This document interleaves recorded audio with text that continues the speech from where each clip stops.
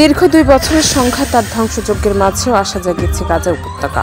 2 December দক্ষিণ গাজার খান ইউনিস শহরে এক অদ্ভুত মানবিক দৃশ্যের সাক্ষী ছিলেন মানুষরা। একসাথে 54 দম্পতির গণবিয়ে অনুষ্ঠিত হয়েছে। এলএমই সার্টিফাইড বিশ্বসেরা কপারে তৈরি ওয়ালটন কেবলস, যা আপনার স্থাপনাকে রাখবে সব সময় নিরাপদ।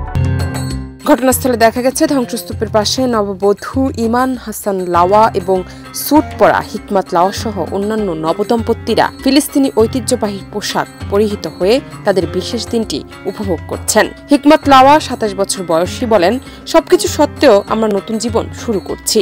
আল্লাহ চাইলে এই যুদ্ধ এখানেই শেষ হবে। ফিলিস্তিনি সংস্কৃতিতে বিবাহ সামাজিক ও ধর্মীয় গুরুত্বপূর্ণ অনুষ্ঠান। তবে চলমান যুদ্ধে গাজায় বিয়ের আয়োজন প্রায় বন্ধ হয়ে গিয়েছিল। সাম্প্রতিক ভঙ্গ যুদ্ধবিরতির পর কিছুটা স্বাভাবিকতা ফিরলেও আগের মতো জমকালো উৎসব আর সম্ভব হচ্ছে না। উপত্যকার মানুষজন ফিলিস্তিনি পতাকা উড়িয়ে নবদম্পতিদের শুভেচ্ছা ও আশীর্বাদ জানাচ্ছিলেন। তবে চলমান মানবিক সংকটের কারণে উৎসবের আনন্দ আংশিকভাবে ম্লান হয়ে যাচ্ছিল। উপত্যকার প্রায় 20 লাখ বাসিন্দাদের মধ্যে অনেকেই এখনো বাস্তুচ্যুত।